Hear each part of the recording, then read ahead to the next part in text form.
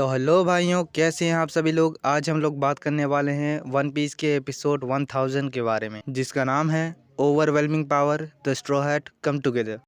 तो पहले ही सीन में हमें बिग मॉम को दिखाया जाता है, जो कि गोल गोल घूमते हुए नीचे गिर रही थी और वो रोते हुए कह रही थी, भाई कोई तो रोक लो मुझे। जिस पर वहीं पास खड़े पेट्रो और मार्को द फिनिक्स उसकी आवाज़ सुन लेते हैं। पेट्रो का ध्यान बिग मॉम की तरफ जाने पर मार्को कहता है, हमारे एक्सटर्मिनेशन का क्या। और फिर बिग मॉम किसी गेंद की तरह उछलते हुए पेट्रो और मार्को के सामने आती है। और फिर सीन शिफ्ट होता है और हमें सासाकी को दिखाया जाता है, जिसे देनजीरो ने धोखे से बांध दिया था। उसे उसके कुछ सिपाही आकर खोल देते हैं और फ्री होने के बाद वो कहता है कि मैंने कभी सोचा नहीं था कि मेरा इतना अच्छा दोस्त क्योशिरो से मैं बेवकूफ़ बन जाऊंगा। फिर सासाकी कहता है, ये मेरे पीछे क्या हुआ। तो उसके आदमी कहते हैं कि बिग मॉम ने हमला किया था, वही यहाँ तक आया है। भाई सासाकी भी देख के हैरान, इतनी ज़्यादा ताकत। वैसे अच्छा ही हुआ, उसकी वजह से मैं आज़ाद हो गया। वैसे मैं ये यकीन नहीं कर सकता कि क्योशिरो ओडेन के आदमियों में से एक है, और मुझे लैंड ऑफ वानो की हिस्ट्री में कोई इंटरेस्ट नहीं है,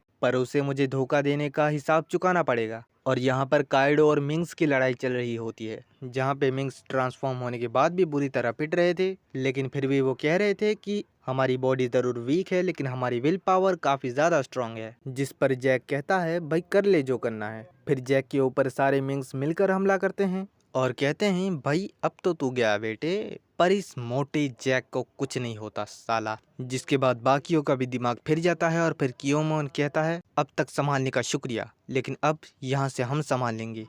लेकिन फिर कैट, वाइपर और डॉग उसे पीछे से आवाज़ लगाते हैं और कहते हैं, रुक जाओ कियोमोन, इसे हमें संभालने दो। और फिर वो दोनों मून की तरफ देख के वो भी बजर्क फॉर्म में ट्रांसफॉर्म हो जाते हैं। और फिर एक अमेजिंग ट्रांसफॉर्मेशन के बाद वो दोनों कहते हैं कि तुम सब यहीं रुको, अब यहाँ से हमें संभालने दो। और फिर वो बिना कोई वक्त ज़ाया करे डायरेक्ट रश कर देते हैं जैक की तरफ। जैक भी उन्हें देख के कहता है, भाई कितने तेज़ हैं ये। वो अपने रास्ते में आ रहे सब कुछ और हवा को चीरते हुए उसकी तरफ आगे बढ़ रहे थे कि तभी सीन चेंज हो जाता है। फिर हमें लूफी को दिखाया जाता है, जो कुछ औने पौने गुंडों को मारते हुए ऊपर जा रहा था, और वो कहता है कि मुझे आसमान साफ साफ दिख रहा है, शायद यहाँ से मैं ऊपर जा सकता हूँ। और फिर लूफी ऊपर आ जाता है, जहाँ पर क्वीन भी था। और फिर एक सिपाही आके लूफी को रोकता है और फिर कहता है, क्वीन समझ जरा यहाँ भी ध्यान दे लो। लेकिन क्वीन आराम से मस्त अपना गांजा फूकने में बिजी था और कहता है कि भाई अभी मैंने ब्रेक लिया हुआ है। फिर वो सिपाही बताता है, अरे स्ट्रॉ हैट यहाँ आ गया। फिर जब क्वीन पीछे मुड़ के देखता है तो स्ट्रॉ हैट को देख के बिल्कुल ही हैरान हो जाता है और कहता है, स्ट्रॉ हैट तुम यहाँ। और पीछे से जोरो भी दीवार चीर के अंदर आ जाता है, जिसे देखकर क्वीन की आंखें फटी की फटी रह जाती है और वो कहता है कि भाई ये अकेला भी नहीं। और फिर जोरो लूफी को देख के कहता है कि भाई कहाँ जा रहा है। लूफी कहता है, कुछ नहीं, काइडो से लड़ने जा रहा हूँ। जोरो बोलता है, मेरे को भी आना है। लूफी बोलता है, चल ले। और ये क्वीन अभी भी सदमे में इनका मुंह ताक रहा है। और फिर जोरो लूफी की तरफ कूदता है और फिर जब उसकी नज़र नीचे जाती है और इतने बड़े मॉन्स्टर को देखकर कहता है कि भाई इतना बड़ा क्रिएचर यहाँ पर है। जोरो लूफी का पाँव पकड़ लेता है और फिर लूफी अपने गम गम रॉकेट से ऊपर की तरफ छलांग मार देता है। जोरो लूफी से कहता है, वो ऊपर है क्या। लूफी कहता है, हाँ, कियोमोन और बाकी सब भी वहीं पर हैं। दोनों ऊपर जा ही रहे थे कि तभी क्वीन अपना वो डायनासोर वाला रूप लेके उन्हें पकड़ लेता है। और फिर किंग भी वहां पर आ जाता है और कहता है कि हम तुम्हें यहाँ से नहीं जाने देंगे। जिस पर जोरो कहता है कि हम यहाँ से नहीं जा सकते। फिर लूफी कहता है कि सिक्योरिटी बड़ी टाइट है। उसके बाद क्वीन इन दोनों को घुमा घुमा के नीचे फेंक देता है और जब नीचे गिरते वक्त वो मॉन्स्टर इन्हें खाने के लिए अपना मुंह खोलता है तो ये दोनों इस मॉन्स्टर के मुंह पे एक मुक्का धर देते हैं। और जोरो कहता है कि ये बड़ा वाला फिर से हमसे पिटने आ गया। और लूफी कहता है, चल भाई लड़ते हैं। तभी फ्रैंकी अपने बाइक के साथ आ जाता है और कहता है कि ये मुझ पे छोड़ दो। और फिर वहाँ पे उसॉप और चॉपर भी आ जाते हैं। हम यहाँ पर इतनी सारी मुश्किल लड़ाइयों को पार करके आखिरकार यहाँ पर आ ही गए।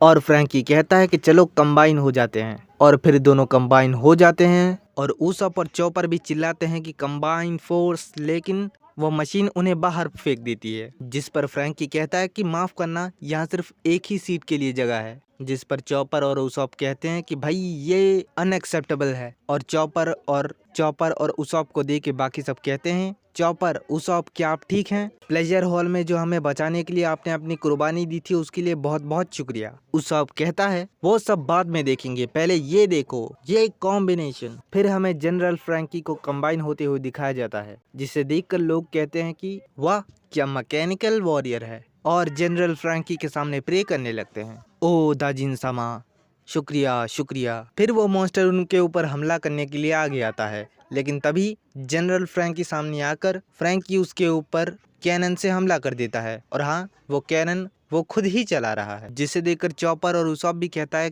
अबे काहे का रोबोट, ये तो खुद ही चला रहा है। लेकिन उस कैनन से वो उस मॉन्स्टर को गिराने में कामयाब रहता है, जिस पर बाकी के काइडो के सोल्जर कहते हैं कि भाई इसने तो उसे नीचे गिरा दिया, ये तो हमारे लिए बहुत बड़ी मुश्किल की बात है। एक तो कहता है कि भाई चलो यहाँ से भाग चलते हैं। फिर किसी मलबे के अंदर से सांझी निकलता है और कहता है कि भाई उस चिड़िया के दिमाग वाले ने मेरे पेट में एक छेद ही कर डाला था। फिर सांझी अपने सूट को उतार देता है और कहता है ये सूट काफी ज्यादा अनोइंग है। फिर क्वीन कहता है कि नंबर के हिसाब से अभी भी हमारे पास काफी बड़ा एडवांटेज है। फिर आगे से और भी कई सारे सोल्जर्स आ जाते हैं और स्ट्रॉ हैट आकर एक एक करके सभी सोल्जर्स को मार देता है। फिर योगोरो सामा कहते हैं कि भले ही उनके पास मैन पावर ज़्यादा हो, लेकिन मुझे फिर भी लगता है कि हम ही जीतेंगे। जब उनके साथ खड़ी लड़की ये पूछती है कि आपको ऐसा क्यों लग रहा है, तो वो कहते हैं क्योंकि स्ट्रॉ हैट हमारे साथ है। लूफी कहता है कि मुझे लग रहा था कि मैं बस जंप मार के वहाँ पर पहुँच सकता हूँ, लेकिन अब लग रहा है कि ये आसान नहीं होने वाला।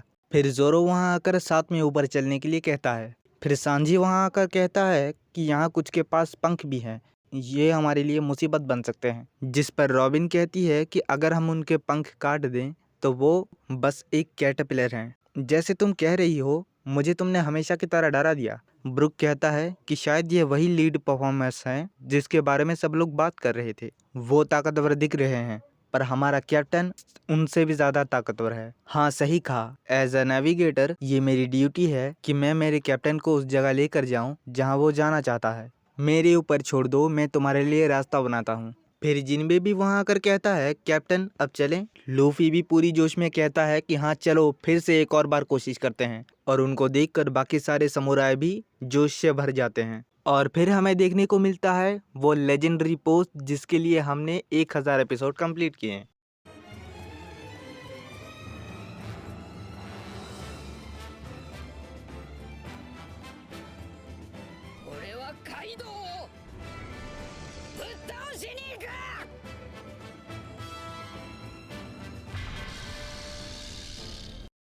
और ये एपिसोड यहीं पर ख़त्म हो जाता है। अगर आपको ये वीडियो पसंद आया तो लाइक करना मत भूलना, और अगर इसका अगला पार्ट चाहिए तो कम से कम 5 लाइक कर दो। इसी रिक्वेस्ट के साथ मिलता हूँ अगली वीडियो में। Good bye.